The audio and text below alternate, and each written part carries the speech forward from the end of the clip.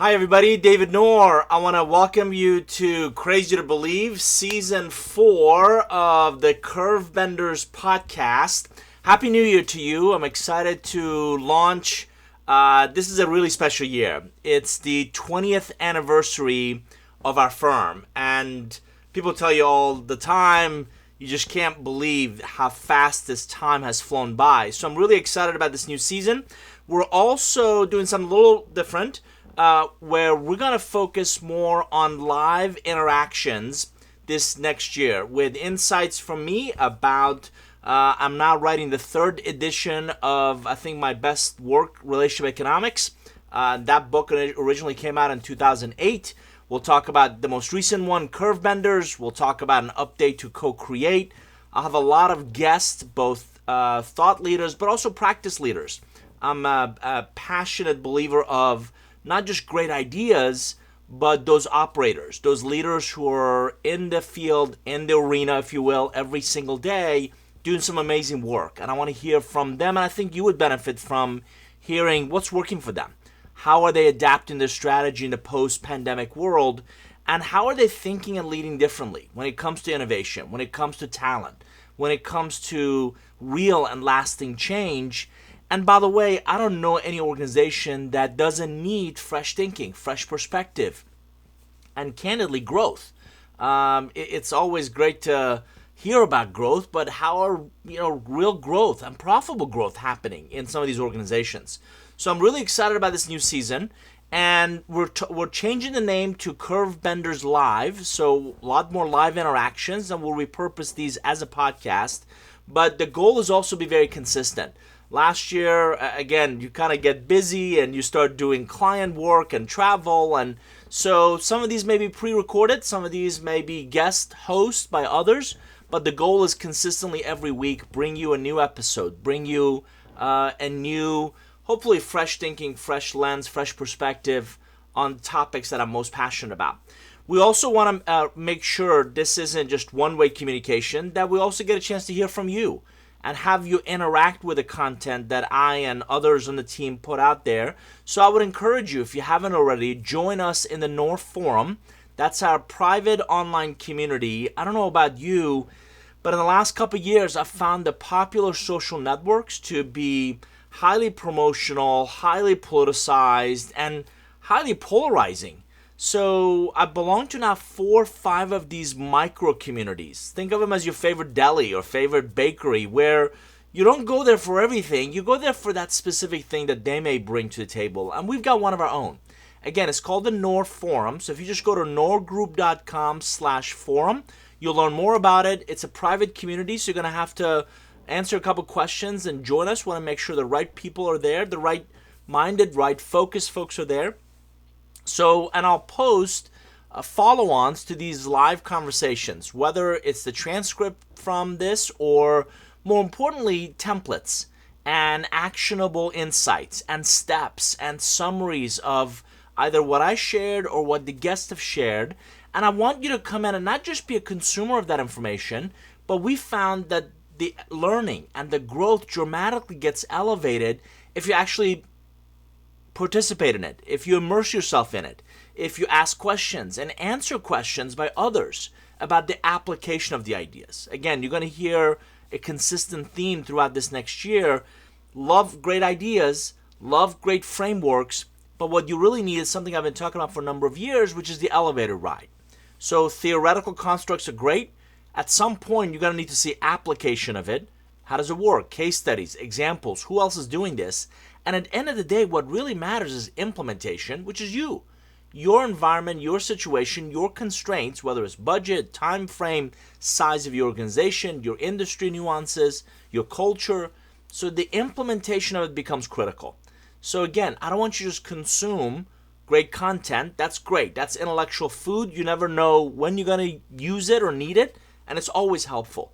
It's dramatically more impactful if you really immerse yourself in it and take a ride on the elevator, theoretical, application, implementation. So in this episode, and to kick off the year, what I really want to share is a practice I learned years ago, which is this idea of reflection. And again, I don't believe we make enough time to think. So I really want you to, if you haven't already, started this new year, take a step back and really reflect on this past year. The global pandemic aside, what I've created is a template. And again, I'm working with Lynn Wilson, our creative director, to create a downloadable version of this. I often sketch out my ideas and then Lynn really brings them to life. But this idea of reflection, and you can do this on a monthly basis, you can do this on a quarterly basis.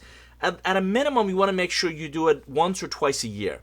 And it's an opportunity to really reflect on what's gone well, what hasn't gone well, what do you need to think about and really do differently. So this version has 6 boxes. I want you to think of a 8.5 by 11 page in 3 tiers. So top third, middle third, and the bottom third. And then split the page in half so you get 6 boxes. Again, 8.5 by 11 page, top third, middle third, bottom third. Split the page in half so you have 6 boxes. The top third are going to talk about what went well, what didn't go well. So in the first box, I want you to capture no more than 3 to 5. I know you could come up with 75 things, and that's great, but I want you to really focus and really think about 3 to 5 things that went really well for you this past year. Really go back and look at your calendar. Again, I don't know about you. I can't remember what I had for breakfast this morning. So go back and look at your notes, look at your email, look at your calendar. Really capture, what are you most proud of? What are you most excited about? What do you believe was a feather in your cap? What went exceptionally well? So mine, right? We launched Curve Benders, my 10th book. I'm writing Relationship Economics, the 3rd edition. And Wiley, great partner, longtime partner, has agreed to publish that this new year. Really good year with several really marquee clients from a revenue growth, doing interesting work. And the realization that the lifetime value of that client is much more important. So I want to focus on fewer clients and more, right, transformational work versus just a whole bunch of transactional work. So pause this video, if you will, take a few minutes and really think through the top 3 to 5 events, things that happened this past year for you that you're most excited about, most proud of. The box on the right-hand side is flip the coin. What didn't go as well? It doesn't have to be broken, but what didn't quite click? What didn't quite materialize? What didn't quite come to fruition that you were really hoping for? Again, it could be personal, it could be professional. Some of you may know my mom passed away this past Thanksgiving morning from COVID pneumonia. And that's just heartbreaking. And I know logically our parents aging and passing is kind of part of that circle of life. It just stinks while you're in it. So that was a really tough kind of phase. Digital impact in the business. I had much higher aspirations of our own digital transformation. And it's one of those things that everybody, it's sexy and cool and jazzy, and a lot of people can talk about. It is really difficult to implement. It's really difficult to kind of bring to fruition and really deliver the results from. So again, really reflect, really think about, look at your calendar, look at your notes, think about where we've been this entire past year. What didn't go as well? What didn't click? What didn't materialize? What didn't come to fruition? What didn't work for you? 3 to 5, again, somebody says, I can make a list of 100 of those things. That's great. Really synthesize. I really want you to discern the top 3 to 5. So again, we're talking about reflections. You can do this monthly. You can do this quarterly. You can do this at least, my suggestion is once or twice a year. Right now, we're focusing on this past year. Top third, 3 tiers in this one 8.5 by 11 page. Keep it simple. Top third, right? Middle third, bottom third. Divide the page in half. Top box number 1, top left corner. I usually put a plus sign and circle it. What went really well? Right hand side, top right corner, minus sign with a circle. What didn't go as well? What didn't click? So that's really your reflection on what went well, what didn't go well. Now let's come to the middle third of the page. So boxes 3 and 4. Box 3, I want you to really think about the lessons you've learned. I've often told people, and I heard somebody else say this years ago, and it absolutely stuck with me. We don't fail. We have learning moments. We learn. Because if you're not learning, you're not growing. And if you don't grow, pretty soon you're not going to be relevant to your biggest asset, which I've always believed is your portfolio of relationships. So in this box number 3, I want you to really capture the lessons you learned. They could be painful. They could have been great this past year, right? So again, full disclosure, mine, I want to manage no one, right? I learned this from Alan Weiss, a mentor of mine. I've learned this from Marshall Goldsmith, a mentor of mine. I'm fundamentally in the ideas business. I'm happy to lead. I love leading, but I don't want to manage anybody. So I'm determined to surround myself with those that don't need to be managed, or make sure that's not my role or my responsibility. So what are some of the lessons you've learned this past year? I mentioned this earlier. The lifetime value. Really getting in and helping clients with a lot of different parts of their business, creating a more impactful, more material impact on their business. Leaving that indelible imprint in their business is much more of what I'm attracted to and what I want to do versus a whole bunch of transactional work where, all right, people may or may not remember what you did for them, 3 months later. So again, pause the video, capture 3 to 5, top 3 to 5 lessons you've learned this past year that really stuck with you, that really kind of took some either pain, right, to learn, or you know what, that worked really well, I want to do more of that. And you realize that tailwind or the rocket boosters attached to your shuttle, and when were you at your best? That's another good way to think about these lessons is when were you absolutely hitting your stride? When were you just clicking on all cylinders, right? So again, box 1, top left corner, plus sign, what went really well for you this past year. Top right corner, minus sign, what didn't go as well, what didn't click. Box 3 is that middle tier. What lessons? 3 to 5 lessons you've learned, right? Box 4, right-hand side in that middle third, what will you choose to think about, feel, or do differently this new year? Let me say again. What will you choose? It's a choice every single day. What will you choose to think about, feel, or do differently this next year? So capture some of those. Capture 3 to 5 based on the lessons. Look at the tier above that. What's gone well for you? What didn't go well for you? If you're not learning, if you're not thinking about how will I show up differently? How will I think differently? What will I feel? One of the things I'm coaching a lot of leaders to really think about is, and a good friend, Peter Bregman, has written a book, Leading with Emotional Courage. And what I love, Peter talks about, if you don't feel frustrated, angry, disappointed, pretty soon you're not going to feel anything. So you have to let yourself feel. The key is not to feel. The key is to separate that feeling from your actions. And if you think about it, if you just imagine for a second, some of the best leaders you've ever met, it's not that they don't get frustrated or disappointed or let down or even excited. It's both sides of the coin. It's that they take a second to feel that, recognize that feeling, in some ways honor that feeling, and then separate that from their actions, what they say, what they do. They don't want that emotion, right, whether it's an emotional high or low, dictate their behaviors. And great leaders separate that emotions from their actions, from their behaviors, right? So take a few minutes. What will you think about, feel, or do differently? Again, I want to attract partners who are going to own very specific practice areas. Jen Cords has joined us this year. You're going to get a chance to meet her in one of the upcoming episodes. So I'm having conversations with a couple others who want to come and really build a strong practice group within our team. This idea of focusing on fewer, but really creating more impactful, more meaningful client relationships. The beautiful part about running a small firm is that you don't need, and I've heard this as well in the past, what you own ends up owning you.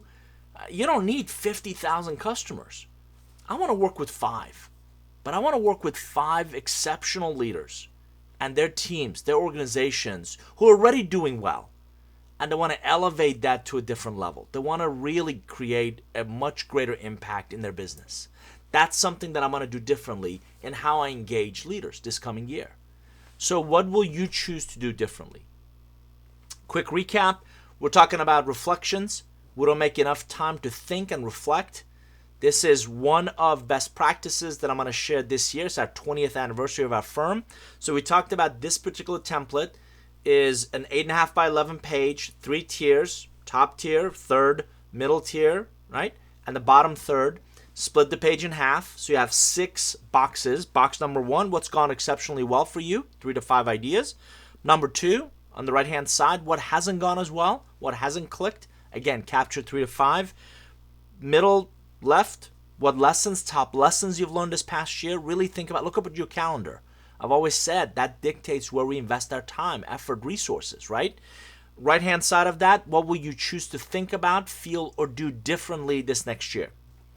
The bottom tier, I think you'd be disappointed if the relationship guy didn't talk about your business relationships.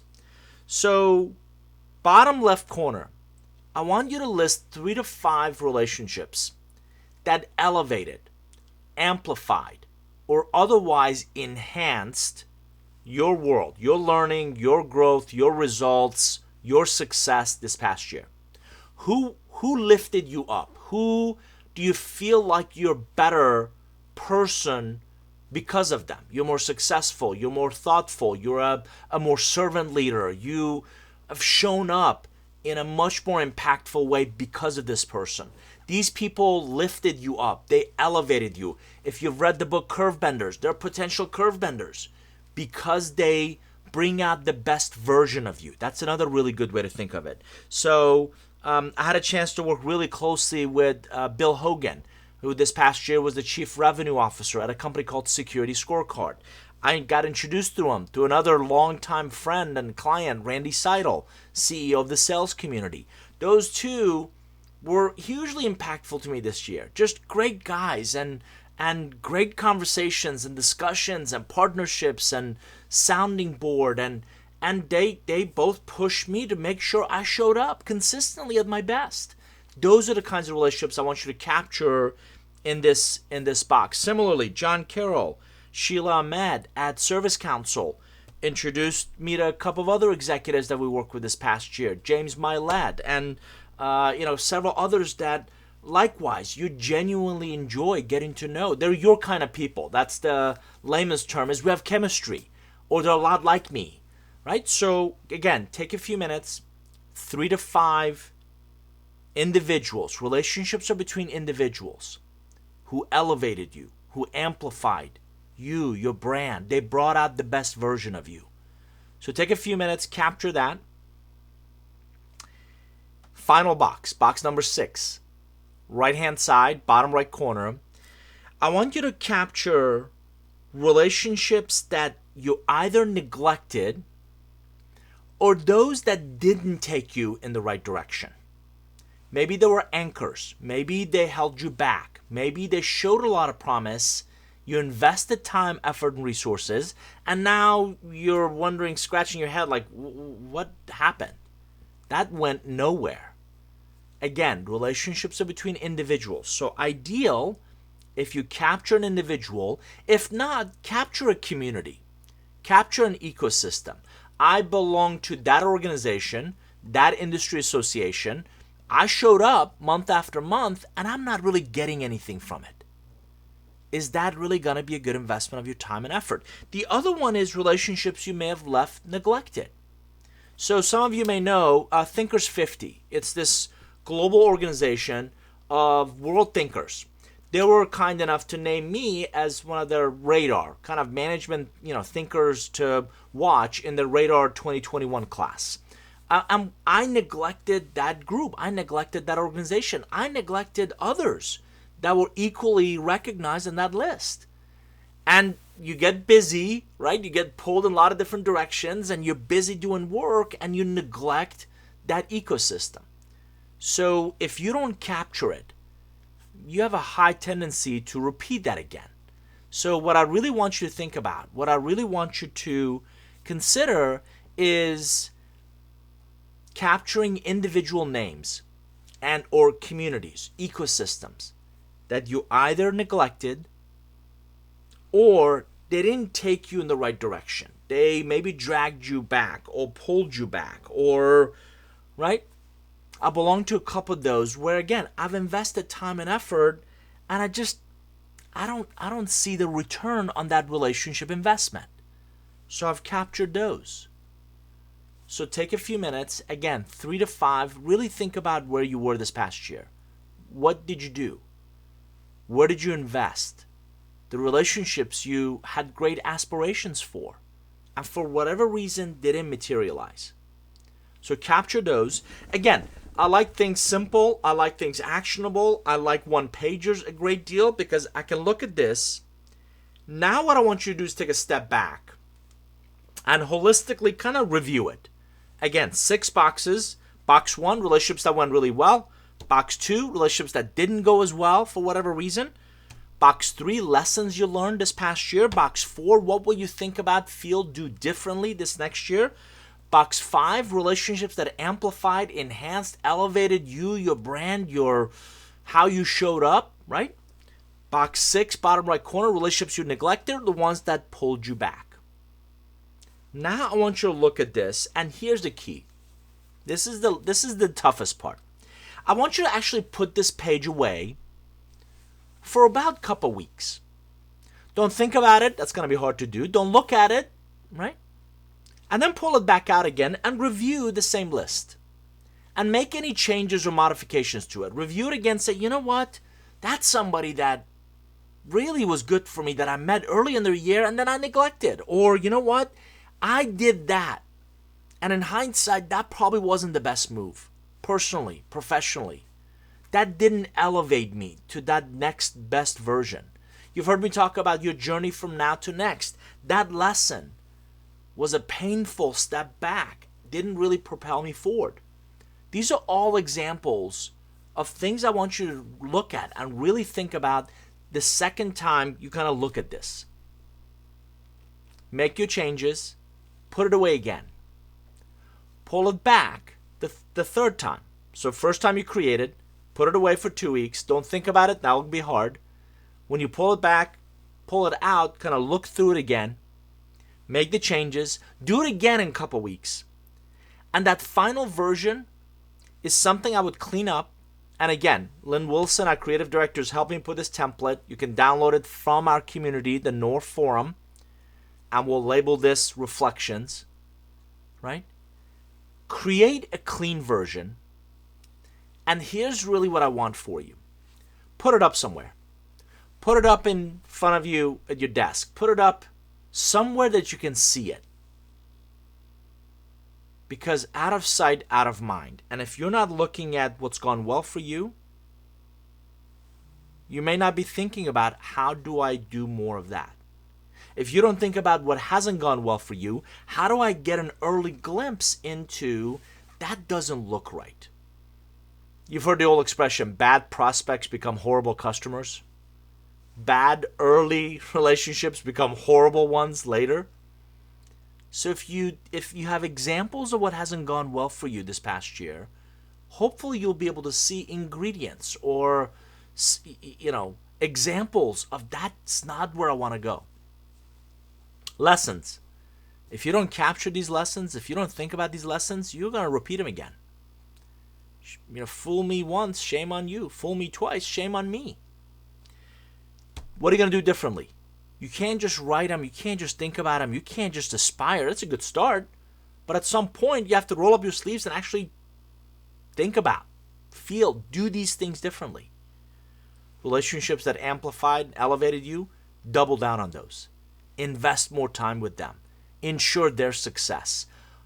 More importantly, identify the attributes that made these 3 to 5 people really exemplary in your life. Similarly, relationships you neglected, double down on those. If they're worth the investment, use this session as an excuse to go back and say, my fault. I neglected our relationship this past year. I want to rectify that. How can I help? How can I be an asset? Here's an idea that I want you to think about. And the ones that were anchoring you or pulled you back or held you back in a negative way, again, I want you to identify attributes. What about that person? What about that community isn't you? If you think about this global pandemic, we haven't spent more time with more people. We actually spend more time with fewer people. So I'm practicing what I preach, which is I don't need more. Everybody wants more. I want more customers. I want more social media contacts. I want more. I would submit you need fewer, but you need more impactful, deeper, more authentic, more real. Andy Stanley is the pastor of North Point Ministries. And I love one of his sermons. And I wrote about this in, I think, Curvebend as well. And it talks a lot about the bigger the gap between who you really are and who you pretend to be, the more exhausting life becomes because you always have to be on. So don't do that. Create this much smaller gap, a much more kind of authentic you, real you, and look for people who are aligned with those values. That's the real value of this reflections template. That's the real value of these 6 boxes. Is if you go through the processes I've outlined and then you put the final version of this in front of you, it becomes a constant reminder of what goes well for you, what doesn't, what lessons you're learning, what do you need to do differently, relationships that amplify, enhance, elevate you, surround yourself with more of those people, and those that you neglect and or hold you back or take you in the wrong direction, let's not do that anymore. So, I'm excited about this new season, Curvebenders Live. My goal is a new episode every week this coming year, whether by me or others or guests or pre-recorded sessions if I'm traveling. I hope you'll subscribe. I hope you'll check out our website, nourgroup.com. Much more importantly, I hope you'll come join us in the Nour group, Nour forum. So just go to nourgroup.com/forum, sign up, join us. Come participate. Come download the PDF that Lynn's creating. Come jump in with questions. Come jump in with comments. If you did this exercise and you want to share what went well, what didn't go well, what do you want to see more of? One of the things I'm a big believer of is version 1 is better than version none. A lot of these templates that I'm going to create this year are going to be version 1 of something. Let's enhance it. Let's elevate it. Let's kind of modify it. So the version 2 of it will be that much sharper. 6 boxes is just what I came up with. Maybe there's 8. Maybe there's 10. Maybe there should only be 4. But let's kind of talk through this and figure out how we can really raise the bar. And my goal this next year is the best version of you in this growth journey. My name is David Nour. So I hope you'll check out Nour Group, nourgroup.com. Come join us in the forum. And I'll see you next time on Curvebenders Live. Thanks, everybody. Take care.